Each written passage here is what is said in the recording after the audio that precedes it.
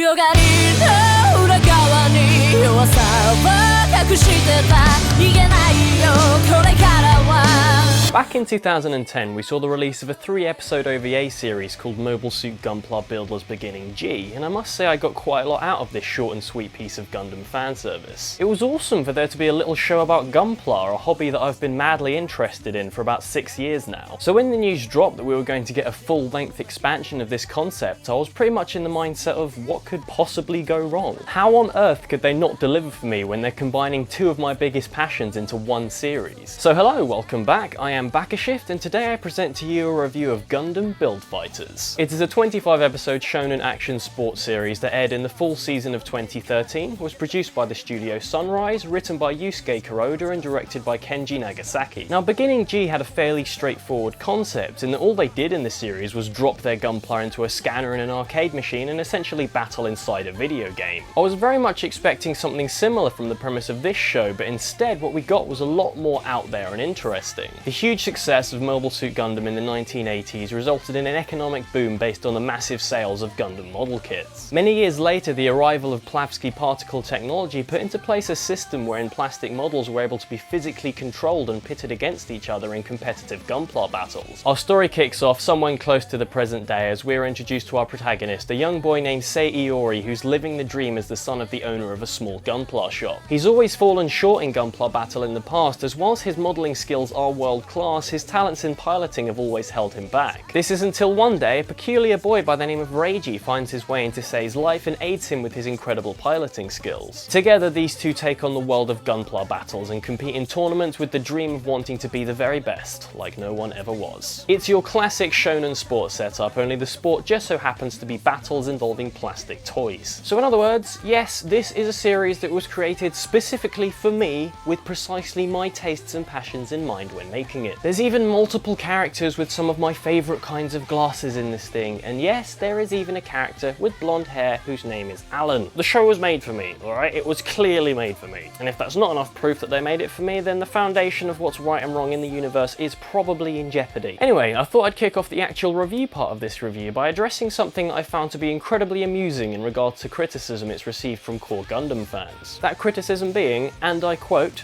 "Gundam Build Fighters is not a Gundam show." Guys, it's a show about magic toys that fight. I don't think you're meant to be comparing it to Zeta and Turn A. But with it not really being a Gundam show, that makes it something completely accessible to anyone out there who just wants to dip their feet into something with the Gundam name to it, as you really don't need to know anything about Gundam to be able to enjoy it, even if you will miss out on some of the in-jokes. There are admittedly a lot of references to older Gundam series and many cameos of characters as well, which did appeal greatly to me, but of course won't to anyone new. But even with one of the more important characters in the show being Ramba Ral, a man the entire fandom loved to pieces, being taken from a different series, you're still going to get tons out of the guy at face value. So whilst the Gundam fan service is great for me, it's not something you have to understand to be able to enjoy the series. Then on the flip side of that, if you are an existing Gundam fan or UC purist, this thing is incredibly different to the usual fare, so you're by no means guaranteed to like it. As at the end of the day, this is a simple tournament sports series and is thus going to be most enjoyed by people with interests in those areas. And with it being that, you can expect a lot of the usual we've come to expect of the genre. Things like all the characters' motives revolving around wanting to win, and it usually being obvious who is going to win based on who has to progress in a tournament for plot reasons. There's the usual split of matches and training running through the series, though the training is replaced with building and painting instead of physical practice. The first half of the show spends a lot of time introducing and developing rivals, so that the bulk of the important battles in the second half have more impact. Thus the matches themselves are loaded with honour and respect between these rivals, and there's actually a lot of variety in terms of what you're in for in any given battle. Some of them are very interesting and tactical, and others are simply blasts of excellent hype with all those over-the-top, stupendously awesome moments you came here to see. One thing that is great that sets this apart from other sports series though is that each battle will only ever last a single episode, so nothing ever drags and you get room for a lot more of them as it progresses through its story very quickly. Thus the series is inherently very simple at its core, but there's actually a hell of a lot going on behind the scenes as well. It has its fair share of engaging conspiracies and villainy, and had some extremely fairly good slice of life sections in between all that, many of which were used to push a touch of romance in there, which I got so much out of because it wasn't enough of a key focus for relationships not being wrapped up to negatively affect the series. Instead, it was a case of making the hinted pairings known and letting you assume these people will end up together when they grow up. Also, with the romance, do bear in mind this thing is set in a world where you can successfully pick up women by presenting them with Gunpla. Just like, you know, the dream. We also get a decent chunk of highly amusing, silly and immature slapstick comedy, and then of course there's a big emphasis on Gunpla itself as a hobby and the modelling side of things. It does a lot of groundwork to get you into Gunpla as a hobby, and with how passionate all the characters are about it, it makes the series all the more relatable for me. It actually spends a bit of time literally teaching you how to build Gunpla, and could easily be described as a 25-episode toy advert in many regards. A toy advert that also has actual toy adverts in it at that. But I can't knock the show for it at all, as for me, Gundam as a franchise has been an incredibly successful toy advert the whole time anyway. It was Gunpla that got me into Gundam in the first place. So it makes me feel so at home in this setting of a hobby shop with wall-to-wall model kits that both make me want to spend money and, well, successfully made me spend money. Besides, Gunpla is a really fun and rewarding hobby, so more people getting into it can only be seen as a positive in my book. Though you may want to avoid getting quite as addicted to it as I am. Help!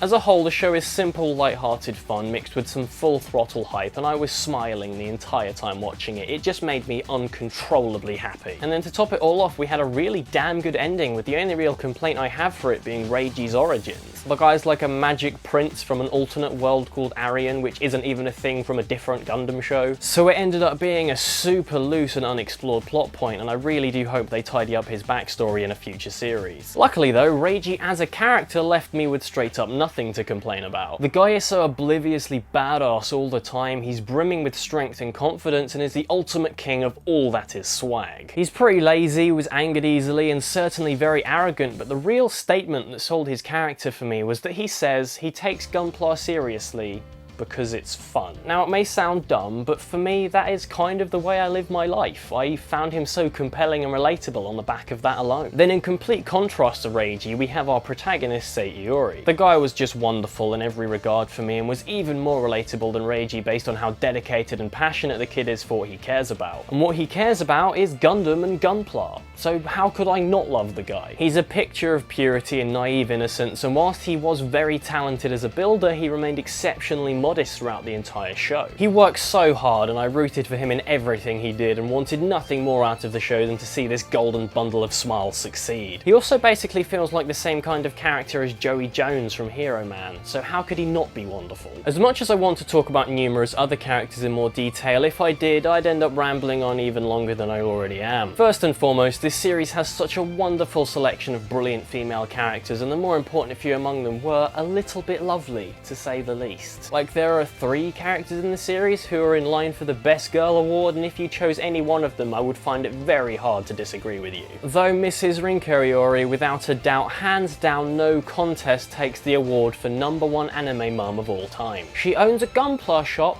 and looks like this.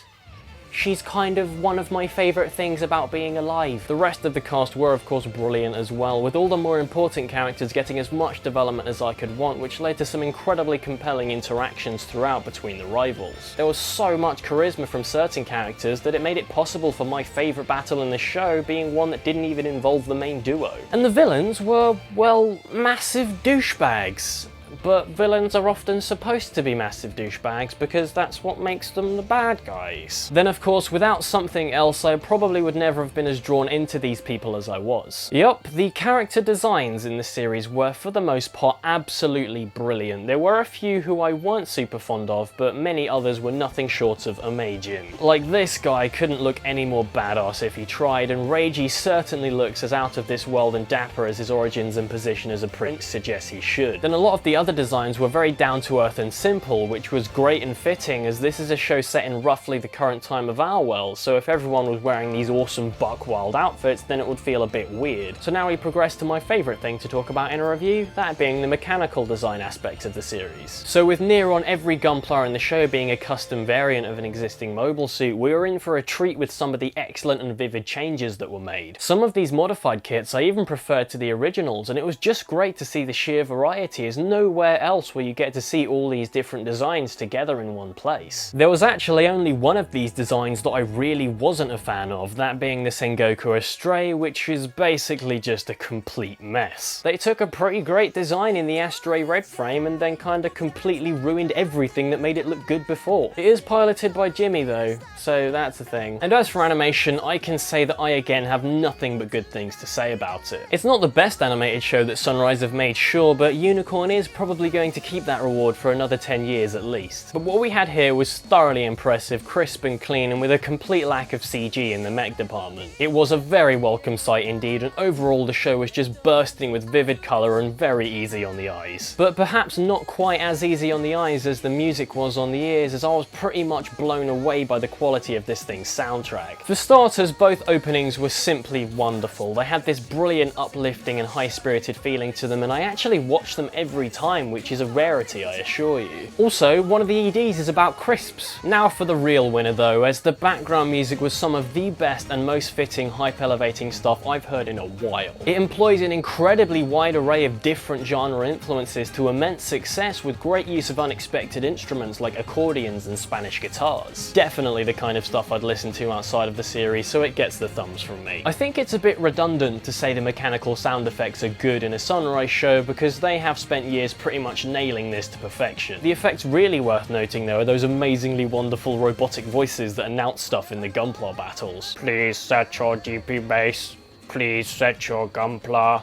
Field to desert. What is not to love? And to finish off everything, we have an absolutely fantastic voiceover with literally nothing I could fault. I have very little more to say than it was completely spot on, so I wouldn't change a single thing about it. And there we go, even though this is a very simple series, I apparently forgot how to write short scripts a very long time ago. Well, that or I was just gushing about how much I love robot toys for way too long. Sorry. Anyway, all I can say to round off my thoughts is that I just love this thing. I am so happy that a show like this exists, both for people like me and for everyone who's told me that they wanted to start building Gunpla after watching it. Thus, today I shall be piloting a panel-lined 84% rating on Gundam Build Fighters, and highly advise checking it out if you're into anything on the shonen action sports spectrum. And if you do, it is freely streamable worldwide on the Gundam Info YouTube channel, so you can literally just click the link in the description and start watching it right now. If you'd like to see my complete spoilerful thoughts on the series along with a few other people's, then make sure you check out the Gundam Build Fighters episode of Oko Anime Club, which I will also link in the description. And with that, it has been an absolute pleasure.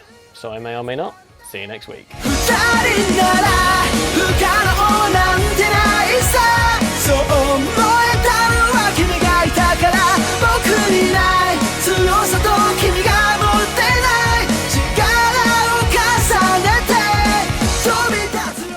Help.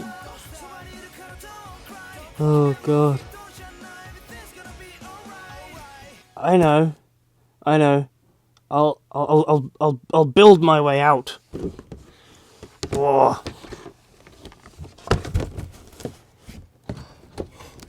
Oh.